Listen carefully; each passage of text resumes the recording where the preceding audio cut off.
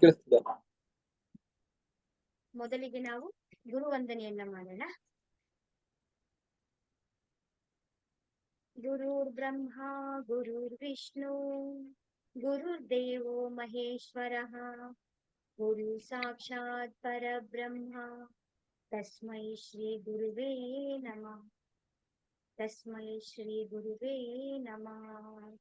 ತಸ್ಮೈ ಶ್ರೀ ಗುರುವೇ ನಮಃ.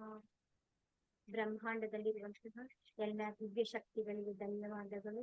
ಎಲ್ಲ ಬ್ರಹ್ಮ ಋಷಿಗಳಿಗೆ ಧನ್ಯವಾದಗಳು. ಎಲ್ಲ ಸದ್ಗುರುಗಳಿಗೆ ಧನ್ಯವಾದಗಳು. ನಮ್ಮ ನಿಮ್ಮ ತಂದೆ ತಾಯಿಯಂದಿರಿಗೆ ಧನ್ಯವಾದಗಳು. ನಮ್ಮ ನಿಮ್ಮ ಕುಲದೇವರುಗಳಿಗೆ ಧನ್ಯವಾದಗಳು. ಬ್ರಹ್ಮ ವಿಷ್ಣು ಮಹೇಶ್ವರರಿಗೆ ಧನ್ಯವಾದಗಳು. ನವ ದುರ್ಗೆಯರಿಗೆ ಧನ್ಯವಾದಗಳು. ಸದಾ ನಮ್ಮ ಹೆಗಲ ಮೇಲೆ ಇರುವಂತಹ ನಮ್ಮ ದಿವ್ಯ ಶಕ್ತಿಗಳಿಗೂ ಕೂಡ ಧನ್ಯವಾದಗಳು. ಅವರ ಆಶೀರ್ವಾದ ಕರುಣೆ ಕೃಪೆ ಸದಾ ನಮ್ಮ ಮೇಲೆ ಹೀಗೆ ಇರಲಿ ಅಂತ ಪ್ರಾರ್ಥನೆಯನ್ನು ಮಾಡ್ಕೊಳ್ಳಿ.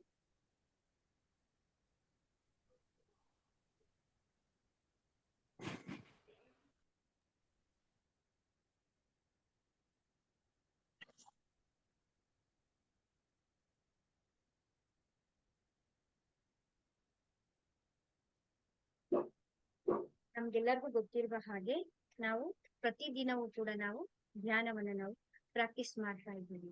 ಯಾಕೆ ಧ್ಯಾನವನ್ನ ನಾವು ಪ್ರಾಕ್ಟೀಸ್ ಮಾಡ್ಬೇಕು ಅಂತ ಹೇಳಿದ್ರೆ, ಈ ಧ್ಯಾನವನ್ನ ನಾವೇನಂತ ಹೇಳ್ತೀವಿ ಅಂತ ಹೇಳಿದ್ರೆ ಪ್ರಾಣಾಯಾಮ ಅಂತಲೂ ಕೂಡ ನಾವು ಕರೀತೇವೆ. ನಾವು ಮುಕ್ತಿಯನ್ನು ಕೂಡ ನಾವು ಈ ಧ್ಯಾನದ ಮುಖಾಂತರ ನಾವು ಪಡಿಬಹುದು. ಮುಕ್ತಿ ಅಂತಂದ್ರೆ ಏನು ಅಂದ್ರೆ ಇಟ್ ಇಸ್ ದ ಸ್ಟೇಟ್, ಒಂದು ಸ್ಥಿತಿ ಅಂತ ಹೇಳ್ತೀವಿ. ಒಂದು ಸ್ಥಿರ ಪ್ರಜ್ಞನಾಗಿರುವಂತ ಒಂದು ಸ್ಥಿತಿ ಅಂತ ನಾವು ಕರಿತೀವಿ. ಅದನ್ನು ಕೂಡ ನಾವು ಪಡಿಬೇಕು ಅಂತ ಹೇಳಿದ್ರೆ ನಾವು ಈ ಧ್ಯಾನವೇ ನಮ್ಗೆ ಸಹಾಯ ಮಾಡುವಂತ ಒಂದು ಸಾಧನ. ಏನಂತ ಹೇಳ್ತೀವಿ ಅಂದ್ರೆ ಪ್ರಾಣಾಯಾಮ ಅಥವಾ ಸುಖಮಯಿ ಪ್ರಾಣಾಯಾಮ ಅಂತಲೂ ಕೂಡ ನಾವು ಕರಿತೀವಿ. ನಿಮ್ಗೆ ಕೇಳಿರ್ಬಹುದು ನೀವು ಯೋಗ, ಹಠ ಯೋಗ ಅಂತೆಲ್ಲ ಹೇಳ್ತಾರೆ. ನಾವು ಧ್ಯಾನವನ್ನ ಮಾಡ್ಬೇಕಾದ್ರೆ ತುಂಬಾ ವೆರೈಟಿಯಾದ ಧ್ಯಾನಗಳು ಕೂಡ ಇರುತ್ತೆ. ಅದ್ರಲ್ಲಿ ನಾವು ಮಾಡ್ತಾ ಇರುವಂತ ಧ್ಯಾನ ಇದೆಯಲ್ಲ, ಅದನ್ನ ಸುಖಮಯ ಪ್ರಾಣಾಯಾಮ ಅಂತ ನಾವು ಕರಿತೀವಿ. ಹಠ ಯೋಗದಲ್ಲಿ ಏನ್ ಮಾಡ್ತೀವಿ ನಾವು ಅಂತ ಹೇಳಿದ್ರೆ, ಬೈ ಪ್ರೆಷರ್ ನಮ್ಮ ನಾಡಿಗಳಾಗಿರ್ಬೋದು, ನಮ್ಮ ಚಕ್ರಗಳನ್ನ ಫೋರ್ಸ್ಫುಲಿ ಆಗಿ ನಾವು ಅದನ್ನ ಆಕ್ಟಿವ್ ಮಾಡ್ಕೊಳ್ತೀವಿ. ಅದನ್ನ ನಾವೇನಂತ ಹೇಳ್ತೀವಿ ಅಂದ್ರೆ ನಾವು ಹಠ ಯೋಗ ಅಂತ ಹೇಳಿ ನಾವು ಕರಿತೀವಿ. ಆದ್ರೆ ನಮಗೆ ನಾವು ಮಾಡ್ತಾ ಇರುವಂತ ಧ್ಯಾನ ಇದೆಯಲ್ಲ, ಅದು ಪ್ರಾಣಾಯಾಮ, ಸುಖಮಯವಾಗಿರುವಂತ ಪ್ರಾಣಾಯಾಮ, ರಾಜಯೋಗ ಅಂತಾನೆ ನಾವು ಕರಿಬಹುದು. ಅಂತ ಹೇಳಿದ್ರೆ ಕಿಂಗ್ಸ್ ಆಫ್ ದ ಯೋಗಾಸ್ ಅಂತ ಹೇಳಿ. ಅಷ್ಟು ಎಲ್ಲರೂ ಕೂಡ ಈಸಿಯಾಗಿ ಯಾರ್ ಬೇಕಾದ್ರೂ ಕೂಡ ಮಾಡುವಂತ ಇದು ಒಂದು ಸರಳವಾದಂತಹ ಧ್ಯಾನ. ನೀವು ನೋಡಿರ್ಬೋದು ಪ್ರಾಣಾಯಾಮ ಅಂತ ಹೇಳ್ತೀವಿ. ಪ್ರಾಣಾಯಾಮ ಅಂತಂದ್ರೆ ಏನು ಅಂತ ಹೇಳಿದ್ರೆ, ಪ್ರಾಣ ಅಂತಂದ್ರೆ ಏನು? ಉಸಿರು. ಆ ಉಸಿರು ಜೊತೆಗೆ ನಾವು ಇರೋದನ್ನ ನಾವು ಏನಂತ ಹೇಳ್ತೀವಿ ಅಂದ್ರೆ ಪ್ರಾಣಾಯಾಮ ಅಂತೀವಿ. ಪ್ರಾಣಾಯಾಮ ಅಂತಂದ್ರೆ ಯೋಗ ಅಲ್ಲ ಅದು. ಅಂದ್ರೆ ಶರೀರ ಜೊತೆಗೆ ನಾವು ಇದ್ರೆ ನಾವು ಏನಂತ ಹೇಳ್ತೀವಿ, ಅದನ್ನ ಯೋಗಾಸನಗಳು ಅಂತೇಳಿ ನಾವು ಕರಿತೀವಿ. ನಾವು ಬೆರಳುಗಳ ಜೊತೆಗೆ ನಾವು ಮಾಡ್ತಾ ಬಂತು ಅಂತ ಹೇಳಿದ್ರೆ ಅದ್ರ ಜೊತೆಗೆ ನಾವು ಕನೆಕ್ಟಿವಿಟಿ ಇಟ್ಕೊಂಡ್ರೆ ನಾವು ಅದನ್ನ ಮುದ್ರೆಗಳು ಅಂತ ಹೇಳ್ತೀವಿ. ಆದ್ರೆ ನಾವು ಪ್ರಾಣದ ಜೊತೆಗೆ ನಾವು ಇರೋದ್ರಿಂದ ನಾವು ಅದನ್ನ ಏನಂತ ಹೇಳ್ತೀವಿ ಅಂದ್ರೆ ನಾವು ಪ್ರಾಣಾಯಾಮ ಅಂತ ಹೇಳಿ ನಾವು ಕರಿತೀವಿ ನಾವು. ಅದ್ರ ಇನ್ನೊಂದು ಎಕ್ಸಾಂಪಲ್, ನೀರಲ್ಲಿ ನಾವು ಮುಳುಗಿದ್ರೆ ಏನಂತ ಹೇಳ್ಬೋದು ನಾವು, ಅಥವಾ ನೀರ್ ತುಂಬಾ ನಮ್ಮ ದೇಹದ ತುಂಬಾ ನಾವು ನೀರ್ ಹಾಕೊಂಡ್ರೆ ನಾವೇನಂತ ಹೇಳ್ತೀವಿ, ನಾವು ಸ್ನಾನ ಮಾಡ್ತಾ ಇದ್ದೀವಿ. ನೀರಿನಲ್ಲಿ ಮುಳುಗಿದ್ರೆ ನಾವು ಸ್ನಾನ ಅಂತ ಹೇಳ್ಬೋದು. ಉಸಿರಿನಲ್ಲಿ ಮುಳುಗಿದ್ರೆ ಉಸಿರಿನಲ್ಲೇ ನಾವು ಮುಳುಗೋದ್ರೆ ಅದನ್ನ ನಾವೇನಂತ ಹೇಳ್ತೀವಿ ಅಂತ ಹೇಳಿದ್ರೆ ಧ್ಯಾನ ಅಂತ ಹೇಳಿ ನಾವು ಕರಿಬಹುದು. ಅಂದ್ರೆ ಆ ಉಸಿರನ್ನೇ ನಾವು ನೋಡ್ಬೇಕು. ಯಾವ ಸಮಯದಲ್ಲಾದ್ರೂ ಕೂಡ ನಾವು ಆ ಉಸಿರನ್ನೇ ಗಮನಿಸ್ಬೇಕು. ಉಸಿರಿನಲ್ಲೇ ನಾವು ವಾಸ ಮಾಡ್ಬೇಕು.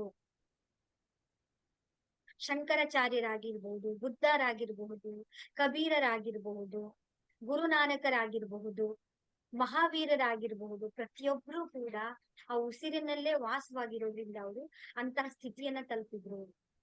ನಾವುಗಳೆಲ್ಲ ತಲುಪಕ್ಕಾಗಲ್ವಾ? ಖಂಡಿತವಾಗ್ಲೂ ಕೂಡ ನಾವು ಕೂಡ ಯಾವುದೇ ಮಹಾನ್ ವ್ಯಕ್ತಿಗಳನ್ನ ತಗೊಂಡ್ರೆ ಅವರು ಈ ಭೂಮಿ ಮೇಲೆ ಮನುಷ್ಯ ರೂಪದಲ್ಲೇ ಜನಿಸಿರೋರು. ರಾಮ ಇರಬಹುದು, ಕೃಷ್ಣ ಇರಬಹುದು, ಹನುಮಾನ್ ಇರಬಹುದು, ಗುರುನಾನಕ್, ಕಬೀರು, ಬುದ್ಧ ಎಲ್ಲರೂ ಕೂಡ ಈ ಮಾನವನ ಅವತಾರದಲ್ಲೇ ಬಂದಿರೋದು. ಅವರು ಈ ಒಂದು ಮಹಾನ್ ವ್ಯಕ್ತಿಗಳಾಗಿ ಪರಿವರ್ತನೆ ಆಗಿದಾರಲ್ವಾ, ಅವರೆಲ್ಲರೂ ಸಾಧನೆ ಮಾಡಿದ್ದಾರೆ ಅಂತ ಹೇಳಿದ್ರೆ ನಮ್ ಕೈಲಿ ಮಾಡಕ್ ಆಗಲ್ವಾ?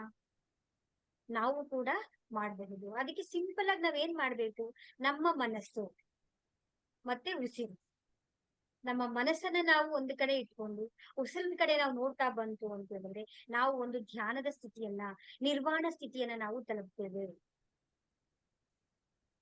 ಒಂದು ಸಂಸಾರ ಅನ್ಸ್ಕೊಳ್ಬೇಕಾದ್ರೆ ಏನಿರ್ಬೇಕು, ಒಬ್ರು ಸತಿ ಮತ್ತೆ ಪತಿ ಇಬ್ರು ಸೇರಿದಾಗ ಮಾತ್ರ ಅದನ್ನ ಒಂದು ಸಂಸಾರ ಅಂತ ಹೇಳಿ ಕರಿತೀವಿ ನಾವು. ನಮ್ಮ ಮನ ಮತ್ತು ಉಸಿರು ಎರಡು ಸೇರಿದಾಗ ನಾವ್ ಅದನ್ನ ಧ್ಯಾನ ಅಂತ ಹೇಳ್ತೀವಿ. ಯಾವಾಗ ನಮ್ಮ ಮನಸ್ಸು ಮತ್ತೆ ಉಸಿರು ಎರಡು ಸೇರುತ್ತೋ, ಎರಡರಲ್ಲಿ ನಾವು ಯಾವಾಗ ವಾಸ ಮಾಡ್ತೀವೋ ಆವಾಗ್ಲೇ ನಮ್ಮ ಜ್ಞಾನ ಚಕ್ಷು ಅಂತ ಹೇಳಿದ್ರೆ ನಮ್ಮ ಜ್ಞಾನದ ಕಣ್ಣು ನಮ್ಗೆ ಓಪನ್ ಆಗುತ್ತೆ, ಅರಿವಾಗುತ್ತೆ. ಮೇನ್ ಆಗಿ ನಮ್ಗೆ ಇರುವಂತದ್ದು ಯಾವುದು ಅಂತ ಹೇಳಿದ್ರೆ 4 ಕಣ್ಣುಗಳು ಮುಖ್ಯವಾಗಿ ಇರುತ್ತೆ. ಒಂದು ಯಾವ್ದು ಅಂದ್ರೆ ಚರ್ಮ ಚಕ್ಷು ಅಂತ ಕರಿತೀವಿ. ಈಗ ನಮ್ ನಿಜವಾಗಿ ಇರುವಂತ ಕಣ್ಣು, ನೇರವಾಗಿ ನಾವ್ ಏನೆಲ್ಲ ನೋಡ್ತೀವಲ್ಲ ನಾವು, ಅದನ್ನ ಚರ್ಮ ಚಕ್ಷು ಅಂತ ಹೇಳಿ ನಾವು ಕರಿತೀವಿ. ಮನೋಚಕ್ಷು ಎರಡನೇದು ಯಾವ್ದು ಅಂತ ಹೇಳಿದ್ರೆ, ನಾವು ಕೆಲವು ಕಣ್ಣನ್ನ ಮುಚ್ಚಿಬಿಡ್ತೀವಿ. ಕಣ್ಣಿಂದ ನಾವು ನೋಡಿರ್ತೀವಿ ಅದನ್ನ, ಆಗ ನಾವು ಕಣ್ಣನ್ನ ಮುಚ್ಕೊಂಡು ಮನಸ್ಸಿನಲ್ಲಿ ನಾವು ಜ್ಞಾಪಿಸ್ಕೊಳ್ತೀವಿ. ಫಾರ್ ಎಕ್ಸಾಂಪಲ್, ಈಗ ಮಸಾಲೆ ದೋಸೆ ಅಂದ ತಕ್ಷಣ ಮುಂದೆ ಏನಾಗುತ್ತೆ ಹೇಳಿ? ಮಸಾಲೆ ದೋಸೆ, ಬೆಣ್ಣೆ, ಚಟ್ನಿ, ಪಲ್ಯ ಎಲ್ಲವೂ ಕೂಡ ನಮ್ಮ ನೆನಪಿಗೆ ಬಂದ್ಬಿಡುತ್ತೆ. ಅದೇ ರೀತಿ ನಾವು ತಾಜ್ ಮಹಲ್ ನಮ್ಮ ಕಣ್ ಮುಂದೆ, ನಮ್ಮ ಮನಸ್ಸಿನೊಳಗಡೆ ಬಂದ್ಬಿಡುತ್ತೆ. ಇದನ್ನ ನಾವೇಂತೀವಿ, ನಮ್ಮ ಚರ್ಮ ಚಕ್ಷುವನ್ನ ಮುಚ್ಚಿದಾಗ ನಮ್ಮ ಮನೋಚಕ್ಷು ಓಪನ್ ಆಗುತ್ತೆ, ಮನಸ್ಸಿನ ಕಣ್ಣು ನಮ್ಗೆ ಓಪನ್ ಆಗುತ್ತೆ. ಕಣ್ ಬಿಟ್ಕೊಂಡಾಗ ನಮ್ಗೆ ಕಾಣಿಸುತ್ತಾ ಅದು? ಆ ಪಿಕ್ಚರ್ ಕಾಣಿಸಲ್ಲ ನಮ್ಗೆ ಅಲ್ವಾ? ಅದರಿಂದ ಬಂದಿದ್ ಯಾವ್ದು? ಯಾವಾಗ ನಾವು ಈ ಚರ್ಮ ಚಕ್ಷುವನ್ನ, ಈ ಮನೋಚಕ್ಷವನ್ನ ಎರಡೂ ಕ್ಲೋಸ್ ಮಾಡ್ತೀವೋ ಆಗ ನಮ್ಗೆ ಓಪನ್ ಆಗೋದು ಯಾವುದು ಅಂದ್ರೆ ದಿವ್ಯ ಚಕ್ಷು ಅಂತ ಹೇಳ್ತೀವಿ. ಅದನ್ನೇ ನಾವು 3ನೇ ಕಣ್ಣು. ಈ ಮನಸ್ಸಿನ ಕಣ್ಣನ್ನು ಮುಚ್ಚಬೇಕು, ನಮ್ಮ ನಿಜವಾಗಿ ನಾವು ನೋಡ್ತಿರುವಂತ ಕಣ್ಣನ್ನ ಮುಚ್ಚಬೇಕು, ಆವಾಗ್ಲೇ ನಮ್ಗ ದಿವ್ಯ ಚಕ್ಷು, 3ನೇ ಕಣ್ಣು, ಗುರುವಿನ ಕಣ್ಣು, ಆಜ್ಞಾ ಕಣ್ಣು ಅಂತೇಳಿ ನಾವು ಕರಿತೀವಿ, ಅದು ಓಪನ್ ಆಗುತ್ತೆ. ಯಾವಾಗ ಅದು ಓಪನ್ ಆಗುತ್ತೋ ಆಟೋಮ್ಯಾಟಿಕಲಿ 4ನೇ ಕಣ್ಣು ನಮ್ಗೆ ಜ್ಞಾನ ಚಕ್ಷು, ನಮ್ಗೆ ಜ್ಞಾನ ಅರಿವಿಗೆ ಬರುತ್ತೆ. ಪ್ರತಿಯೊಂದು ಕೂಡ ಜ್ಞಾನ ಚಕ್ಷು ನಮ್ಗೆ ಓಪನ್ ಆಗುತ್ತೆ. ಜ್ಞಾನಗಳ ಮುಖಾಂತರ, ನಾವು ಸತ್ಸಂಗಗಳ ಮುಖಾಂತರ, ಗುರುವಿನ ಮುಖಾಂತರ ನಮ್ಗೆ ಜ್ಞಾನವು ಕೂಡ ದಿನೇ ದಿನೇ ನಮ್ಗೆ ಅರಿವಿಗೆ ಬರುತ್ತೆ. ಅದೇ ನಾವೇನ್ ಮಾಡ್ತೀವಿ, ನಮ್ಮ ಮನ್ಸನ್ನೂ ತಂದಿಟ್ಕೊಳ್ಳಲ್ಲ, ನಾವು ಉಸಿರನ್ನೂ ನೋಡಲ್ಲ, ಆದ್ರೆ ನಮ್ಗೆ ಎಲ್ಲವೂ ಬೇಕು. ನಾವ್ ಅನ್ಕೊಂಡಿದ್ದೆಲ್ಲನೂ ಕೂಡ ನಾವು ಸಾಧನೆ ಮಾಡ್ಬೇಕು, ಎಲ್ಲವೂ ಕೂಡ ಚಿಟಿಕೆ ಚಿಟಿಕೆ ಹೊಡೆಯೋದ್ರಲ್ಲಿ ಕೆಲಸಗಳಾಗ್ಬೇಕು. ಹೇಗೆ ಅಲ್ವಾ? ಹೇಗೆ ಅಂತ ಹೇಳಿದ್ರೆ, ಹಸಿವಿದ್ದವ್ರಿಗೆ ಮಾತ್ರ ಊಟ ಕೊಡ್ಬೇಕು, ಹಸಿವಿಲ್ದಿದವ್ರಿಗೆ ಊಟ ಕೊಟ್ರೆ ಏನಾಗುತ್ತೆ?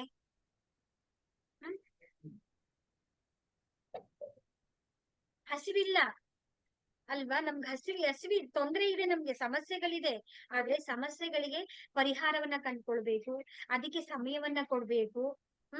ಧ್ಯಾನವನ್ನ ಗೊತ್ತಿದೆ, ಎಲ್ಲರಿಗೂ ಗೊತ್ತಿದೆ, ನಮ್ಮೆಲ್ಲರಿಗೂ ತಿಳಿದಿದೆ ಧ್ಯಾನ ತುಂಬಾ ಅವಶ್ಯಕತೆ ಇದೆ, ಧ್ಯಾನ ಮಾಡ್ಬೇಕು ಅಂತ. ಆದ್ರೆ ಅದಕ್ಕೆ ಸಮಯ ಕೊಡ್ಲಿಲ್ಲ ಅಂತ ಹೇಳಿದ್ರೆ ಏನ್ ಸಾಧನೆಯಲ್ಲಿ ಮಾಡಕ್ಕಾಗುತ್ತೆ?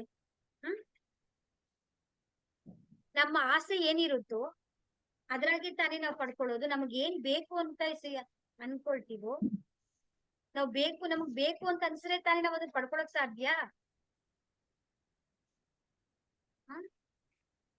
ಅದನ್ನ ಹೇಳ್ತೀವಿ, ನಮ್ಗೆ ಅದು ತಪನೆ ಇರ್ಬೇಕು, ಬೇಕು ಅದನ್ನ ಪಡ್ಕೊಳ್ಬೇಕು ಅಂತ ತಪನೆ ಇದ್ದಾಗ ಮಾತ್ರ ನಮ್ಗೆ ಅದು ಪಡ್ಕೊಳ್ಳೋದಿಕ್ಕೆ ನಾವು ದಾರಿ ಹುಡುಕ್ತಿವಿ. ಹಸಿವೆ ಇಲ್ವಲ್ಲ ನಮ್ಗೆ, ಧ್ಯಾನ ಮಾಡ್ಬೇಕು, ಧ್ಯಾನದಿಂದ ನಮ್ಗೆ ಏನೇನಾಗುತ್ತೆ, ಏನೇನ್ ಸಿಗುತ್ತೆ ಅನ್ನೋ ಒಂದು ಹಸಿವು ಇಲ್ಲ, ತಮನ್ನ ಅಂತ ಹೇಳ್ತೀವಿ ನಾವು. ಆ ಮನಸ್ಸಿಗೆ ಒಂದು ಬೇಕು ಬೇಕು ಬೇಕು ಅನ್ನೋದಿಲ್ಲ. ಅದು ಬೇಕು ಅಂತ ಇದ್ದಾಗ ನಾವೇನ್ ಮಾಡ್ತೀವಿ, ಪಡ್ಕೊಳ್ಳೇ ಬೇಕುಗುನು ಬೇಕಲೇಬೇಕು ಅನ್ನೋದಕ್ಕೆ ವ್ಯತ್ಯಾಸ ಇದೆ. ಬೇಕು ಅಂದಾಗ ನಾವೇನ್ ಮಾಡ್ತೀವಿ, ಆಪ್ಷನ್ಸ್ ಗಳನ್ನ ಹುಡುಕ್ತೀವಿ. ಬೇಕು ಅಂತಂದಾಗ ಅದಕ್ಕೆ ದಾರಿಯನ್ನ ಹುಡ್ಕೊಂಡು ಹೋಗ್ತೀವಿ ನಾವು. ಯಾವಾಗ ನಾವು ದಾರಿಗಳನ್ನ ಓಪನ್ ಮಾಡ್ಕೊಳ್ತೀವೋ ಅವಾಗ ನಾವೇನ್ ಮಾಡ್ತೀವಿ, ಪ್ರಾಕ್ಟೀಸ್ ಮಾಡ್ತೀವಿ ನಾವು.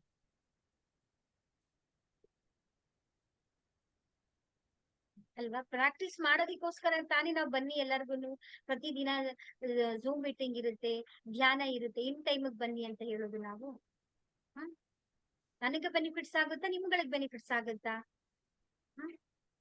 ನಮ್ ನಾವು ಮಾಡ್ತಾ ಇರುವಂತ ಒಂದು ಧ್ಯಾನದ ಹಿಂದೆ ನಮ್ಮ ಎಷ್ಟು ತಪನೆ ಇರುತ್ತೆ. ಹ್ಮ್?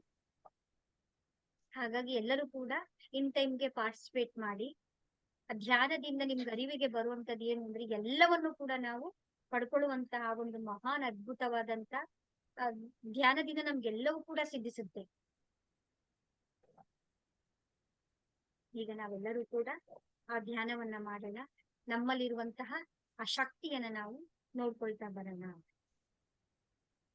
ಆಸ್ ಯೂಶಲ್ ಎರಡು ಕೈಗಳನ್ನ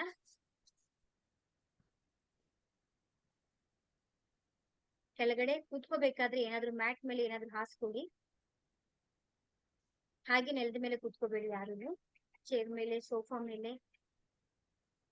ಎರಡು ಕೈಗಳನ್ನ ಚೆನ್ನಾಗಿ ರಬ್ ಮಾಡಿ ಒಂದರ ಕೆಳಗಡೆ ಒಂದನ್ನ ಸೇರಿಸ್ಕೊಳ್ಳಿ.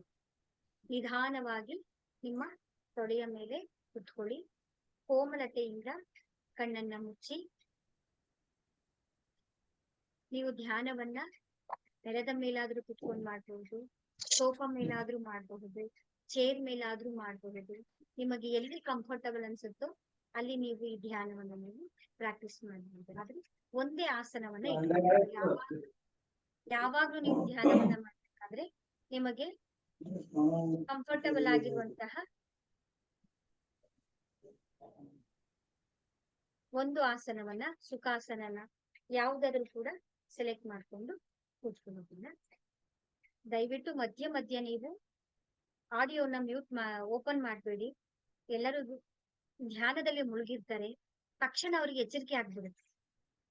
ಅವರೆಲ್ಲರ ಧ್ಯಾನವನ್ನ ನಾವು ಡಿಸ್ಟರ್ಬೆನ್ಸ್ ಮಾಡ್ದಂಗಾಗುತ್ತೆ. ದಯವಿಟ್ಟು ಅದೊಂದು ಗಮನ ಇಟ್ಕೊಳ್ಳಿ. ಯಾರು ಕೂಡ ಆ ಮೊಬೈಲ್ ಅನ್ನ ಮುಟ್ಟಬೇಡಿ.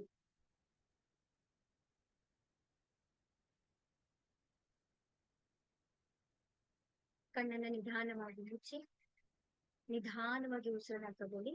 ನಿಧಾನವಾಗಿ ಉಸಿರನ್ನ ಬಿಡ್ತಾ ಬಿಟ್ಟು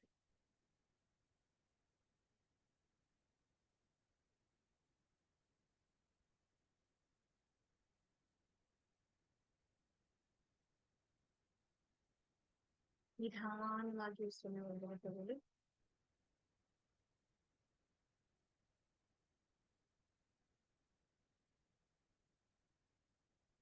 ನಿಧಾನವಾಗಿ ಉಸಿರನ್ನು ಹೊರಗಡೆ ಬಿಡಿ.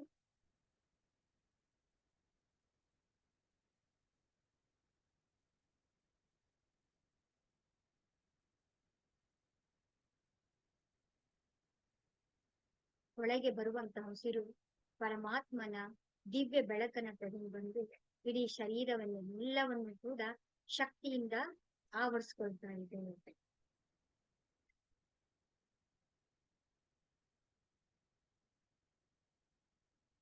ಹೊರಗೆ ಬಿಡುವಂತಹ ಉಸಿರು ನಮ್ಮ ಶರೀರದ ಪ್ರತಿ ದಿನದಿಂದಲೂ ಇರುವಂತಹ ನಕಾರಾತ್ಮಕ ಶಕ್ತಿಗಳೆಲ್ಲವನ್ನು ಕೂಡ ಅದು ಬ್ರಹ್ಮಾಂಡದಲ್ಲಿ ವಿಲೀನಗೊಳಿಸ್ತಾ ಇದೆ.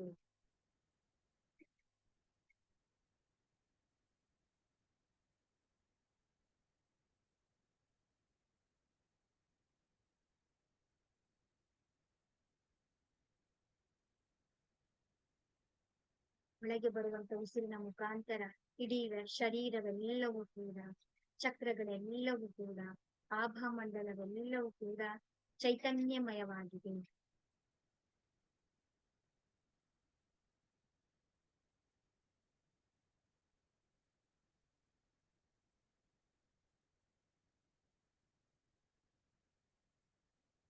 ಒಳಗೆ ಬರುವಂತ ಉಸಿರು ನಾಭಿ ಚಕ್ರದಲ್ಲಿ ಸ್ವಲ್ಪ ಹೊತ್ತು ತಡೆ ಹಿಡಿದಿ.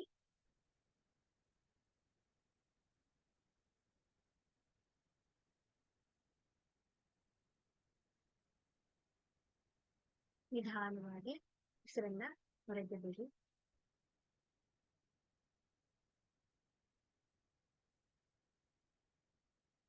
ಒಳಗೆ ಬರುವಂತ ಉಸಿರು ಹಳದಿ ಬಣ್ಣದಲ್ಲಿರುವಂತಹ ನಾಭಿ ಚಕ್ರವನ್ನ ಪ್ರಕಾಶಮಾನವಾಗಿ ಪ್ರಜ್ವಲಿಸ್ತಾ ಇದೆ.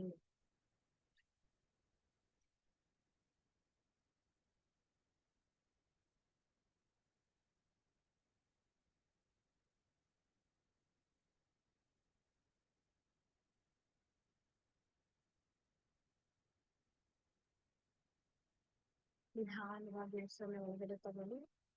ನಿಧಾನವಾಗಿ ಉಸಿರನ್ನ ಬಿಡಬಹುದು. ಒಳಗೆ ಬರುವಂತಿರುವಂತಹ ಉಸಿರು ನಮ್ಮ ಸ್ವಾದಿಷ್ಠಾನ ಚಕ್ರವನ್ನ ಪ್ರಕಾಶಮಾನವಾಗಿ ಪ್ರಜ್ವಲಿಸ್ತಾ ಇದೆ. ಸ್ವಾದಿಷ್ಠಾನ ಚಕ್ರದ ಬೆಳಕು ಮೂಲಾಧಾರ ಚಕ್ರವನ್ನು ಅತ್ಯಂತ ಪ್ರಕಾಶಮಾನವಾಗಿ ಪ್ರಜ್ವಲಿಸ್ತಾ ಇದೆ.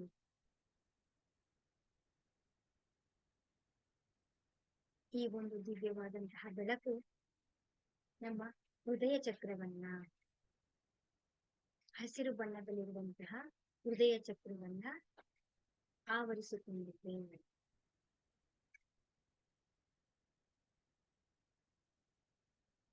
ಹೃದಯ ಚಕ್ರದಿಂದ ಗಂಟಲಿನ ಚಕ್ರವು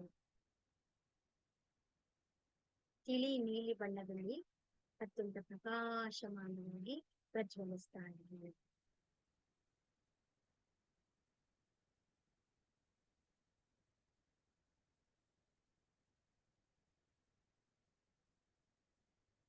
ಗಂಟಲಿನ ಚಕ್ರದ ಬೆಳಕು ಹರಡ್ತಾ ನಮ್ಮ ಆಜ್ಞಾ ಚಕ್ರವನ್ನ ಟಚ್ ಮಾಡಿದೆ.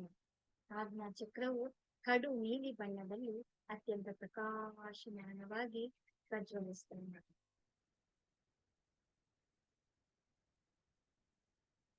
ನಿಧಾನವಾಗಿ ಉಸಿರು ಬರ್ತಾ ಇದೆ, ನಿಧಾನವಾಗಿ ಉಸಿರು ಬರ್ತಾ ಇದೆ. ಈಗ ನಮ್ಮ ಯಾವುದೇ ಪ್ರಯತ್ನವನ್ನು ಮಾಡಲು ಹಾಗಿರ್ತಾರೆ.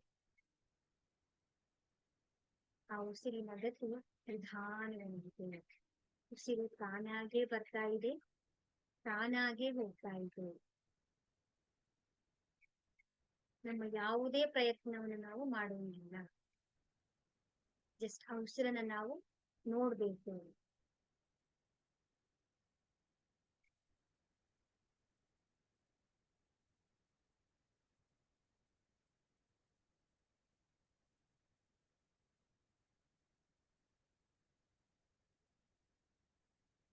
ನಮ್ಮ ಮೂರನೇ ಕಣ್ಣಿನಲ್ಲಿರುವಂತಹ ಆ ದಿವ್ಯವಾದಂತಹ ಬೆಳಕು ಒಂದು ನಕ್ಷತ್ರದಂತೆ ಪ್ರಕಾಶಮಾನವಾಗಿ ಪ್ರಜ್ವಲಿಸ್ತಾ ಇರುವ ರೀತಿಯಲ್ಲಿ ನಾವು ಕಲ್ಪನೆಯನ್ನ ಮಾಡ್ಕೊಳ್ಬೇಕು.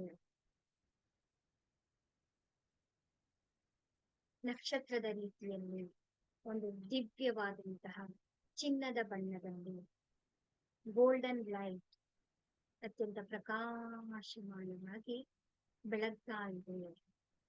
ಈ ಒಂದು ಬೆಳಕು ನಮ್ಮ ಸಹಸ್ರಾರ ಚಕ್ರವನ್ನ, ನಮ್ಮ ಶರೀರದಲ್ಲಿರುವಂತಹ ಆಭಾಮಂಡಲವನ್ನ, ಎಲ್ಲ ಚಕ್ರಗಳನ್ನ ಇನ್ನು ಅತ್ಯಂತ ಪ್ರಕಾಶಮಾನವಾಗಿ ಪ್ರಜ್ವಲಿಸ್ತಾ ಇದೆ.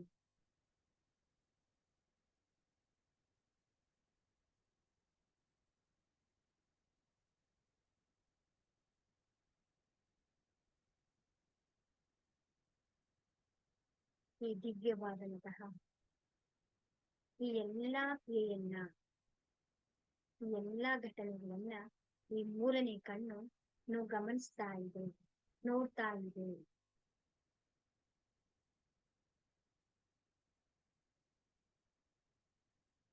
ಇಡೀ ಶರೀರವೆಲ್ಲವೂ ಕೂಡ ಈ ಚಿನ್ನದ ಬಣ್ಣದಿಂದ ಆವರಿಸಿಕೊಂಡಿದೆ.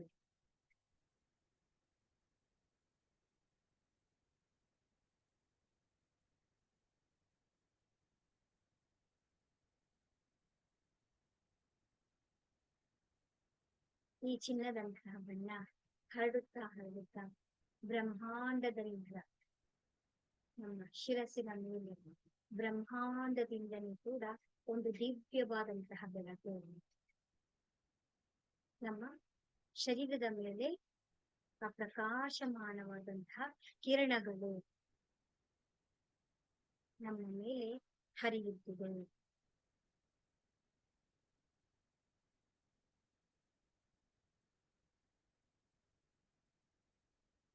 ಮೂರನೇ ಕಣ್ಣಿನ ಚಿನ್ನದ ಬಣ್ಣದ ಬೆಳಕು ಮತ್ತೆ ಬ್ರಹ್ಮಾಂಡದಿಂದ ಬರುತ್ತಿರುವಂತಹ ದಿವ್ಯವಾದಂತಹ ಆ ಅದ್ಭುತವಾದಂತಹ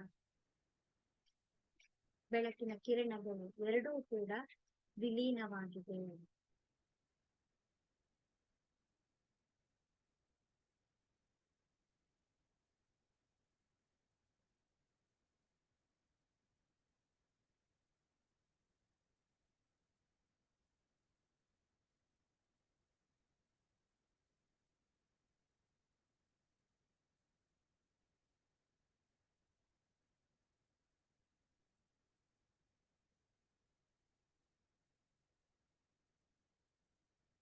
ಅತ್ಯಂತ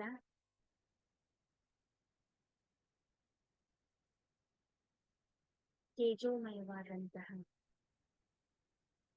ನಾವು ಎಂದೂ ಕಂಡಿರದಂತಹ ಅದ್ಭುತವಾದಂತಹ ಚೈತನ್ಯ ಶಕ್ತಿಗಳು ನಮ್ಮ ಇಡೀ ಶರೀರದ ಅಣುವಿನಲ್ಲಿ, ನಮ್ಮ ಎಲ್ಲ ನಾಡಿಗಳಲ್ಲಿ, ನಮ್ಮ ಆಭಾಮಂಡಲದಲ್ಲಿ, ನಮ್ಮ ಎಲ್ಲ ಚಕ್ರಗಳಲ್ಲಿ ಒಂದಾಗಿದೆ.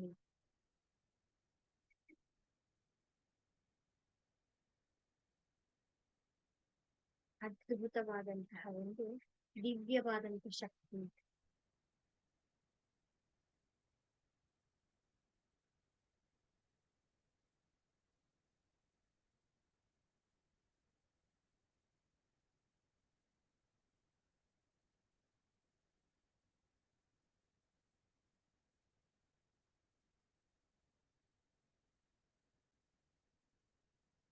ಎಲ್ಲ ಘಟನೆಗಳನ್ನ ಕೂಡ ನಮ್ಮ ಈ ಮೂರನೇ ಕಣ್ಣು ನೋಡ್ತಾ ಇದೆ.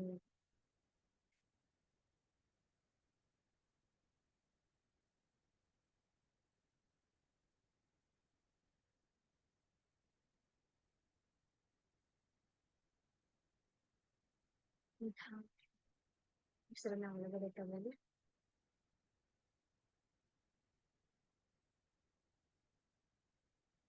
ನಿಧಾನವಾಗಿ ಉಸಿರನ್ನ ಹೊರಗಡೆ ಬಿಡಿ. ಕೆಲವರಿಗೆ ಬಾಡಿ ವೈಬ್ರೇಷನ್ ಆಗುತ್ತೆ, ಕೆಲವರಿಗೆ ತುಂಬಾ ತಣ್ಣಗಾದಂತ ಅನುಭವ ಆಗುತ್ತೆ, ಕೆಲವರಿಗೆ ತುಂಬಾ ಬಿಸಿ ಬಿಸಿಯಾದಂತ ಅನುಭವ ಕೂಡ ಆಗುತ್ತೆ.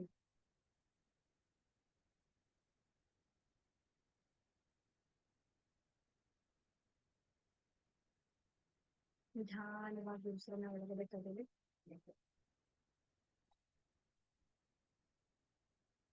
ನಿಧಾನವಾಗಿ ಉಸಿರನ್ನ ಹೊರಗಡೆ ಬಿಡಿ.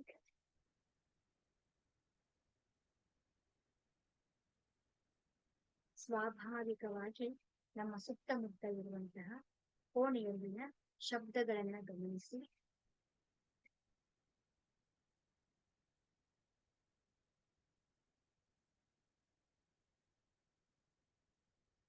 ಕಾಲು ಬೆರಳುಗಳನ್ನ ಅಲುಗಾಡಿಸಿ.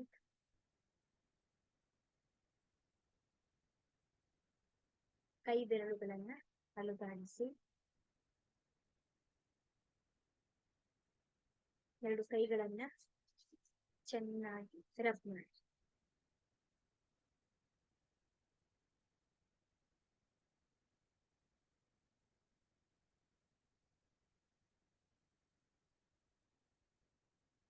ಈ ಒಂದು ಶಕ್ತಿಯನ್ನ ನಿಮ್ಮ ಶರೀರದ ಎಲ್ಲಾ ಭಾಗಗಳಲ್ಲಿ ಕೂಡ ನೀವು ಸ್ಪ್ರೆಡ್ ಮಾಡಿ.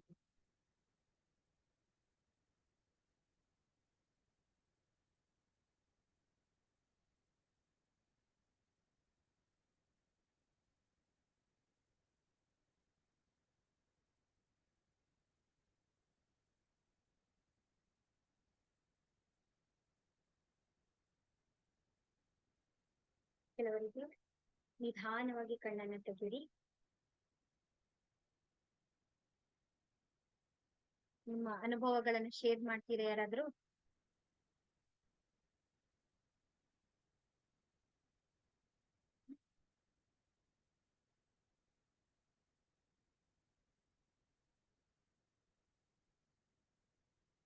ಅನುಭವಗಳನ್ನ ಶೇರ್ ಮಾಡ್ತೀರಾ?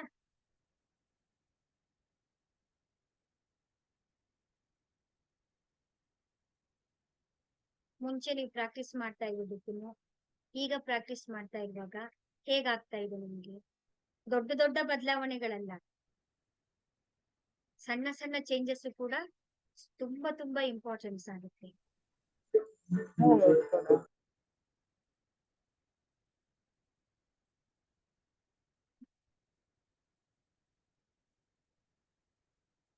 ಯಾರು ಹೇಳ್ತೀರಾ?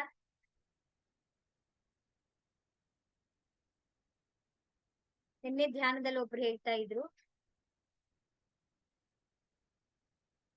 ಧ್ಯಾನವನ್ನ ಮಾಡ್ಬೇಕಾದ್ರೆ ಅವರಿಗೆ ಅದ್ಭುತವಾದಂತ ಒಂದು ಪ್ರಕಾಶಮಾನವಾದಂತ ಬೆಳಕು ಅವ್ರ ಮೇಲೆ, ಅವ್ರಿಗೆ ಕಣ್ಣಿಗೆ ಕಾಣಿಸಿದೆ. ಅದು ಆ ಎನರ್ಜಿನ ಅವ್ರ ಕೈಲಿ ತಡ್ಕೊಳಕ್ ಆಗ್ತಾ ಇಲ್ಲ, ಅವ್ರ ಕೈಲಿ ಮಾತಾಡಕ್ಕೂ ಕೂಡ ಆಗ್ತಾ ಇರ್ಲಿಲ್ಲ. ಆಮೇಲಿಂದ ಅವರು ನನ್ಗೆ ಫೋನ್ ಮಾಡಿ ಹೇಳಿದ್ರು ನನಗೆ ನನ್ನ ಜೀವನದಲ್ಲೇ ನಾನು ಈ ಧ್ಯಾನದಲ್ಲಿ ನಾನು ಇಂತ ಅದ್ಭುತವಾದಂತ ಒಂದು ಎಕ್ಸ್ಪೀರಿಯನ್ಸ್ ನನ್ನ ಲೈಫಲ್ಲೇ ನೋಡಿರ್ಲಿಲ್ಲ ನಾನು. ಅಷ್ಟು ತುಂಬಾ ಪವರ್ಫುಲ್ ಆಗಿತ್ತು. ಅದನ್ನ ನನಗೆ ವರ್ಣಿಸಕ್ಕೆ ನನ್ಗೆ ಪದಗಳೇ ಇಲ್ಲ ನನಗೆ ಅಂತ ಹೇಳ್ತಾರೆ. ಅಂತ ಒಂದು ದಿವ್ಯವಾದಂತ ಎಕ್ಸ್ಪೀರಿಯನ್ಸ್ ಅಂತ ಶೇರ್ ಮಾಡ್ತೀನಿ. ಅವರಲ್ಲಿ ತಪನೆ ಇದೆ, ಅವ್ರು ಮಾಡ್ತಾ ಇದ್ದಾರೆ. ದೀಪವನ್ನ ನೋಡೋದು, ಮೆಡಿಟೇಷನ್ ಮಾಡೋದು, ನಾನು ಕಳ್ಸಿರುವಂತ ಓಂ ಮೆಡಿಟೇಷನ್ ಇದೆಯಲ್ಲ, ಆ ಓಂ ಮೆಡಿಟೇಷನ್ ಹಾಕೊಂಡು ಅವ್ರು ಮೆಡಿಟೇಷನ್ ಮಾಡ್ತಾ ಇದ್ದಾರೆ. ಯಾರ್ ಮಾಡ್ತಾ ಇದ್ದಾರೆ ಅವರಿಗೆ ಅನುಭವಕ್ಕೆ ಬರುತ್ತೆ. ನಾವ್ ಮಾಡ್ಬೇಕಲ್ವಾ? ಮಾಡ್ತಾ ಇದ್ದೀರಾ? ಎಲ್ಲರೂ ಕೂಡ ಮಾಡ್ತಾ ಇದ್ದೀರಾ? ಪ್ರಾಕ್ಟೀಸ್ ಮಾಡ್ತಾ ಇದ್ದೀರಾ? ಪ್ರಾಕ್ಟೀಸ್ ಮಾಡ್ತಾ ಮಾಡ್ತಾ ನಮ್ಗೆ ಏನಾಗುತ್ತೆ, ಇದು ಒಂದನೇ ದಿನದಲ್ಲೇ ನಮ್ಗೆ ಎಲ್ಲವೂ ಕೂಡ ಮಿರಾಕಲ್ಸ್ ಆಗಲ್ಲ, ಸಮಯ ತಗೊಳುತ್ತೆ. ನಾವು ಮಾಡ್ಬೇಕಷ್ಟೇ ನಾವು.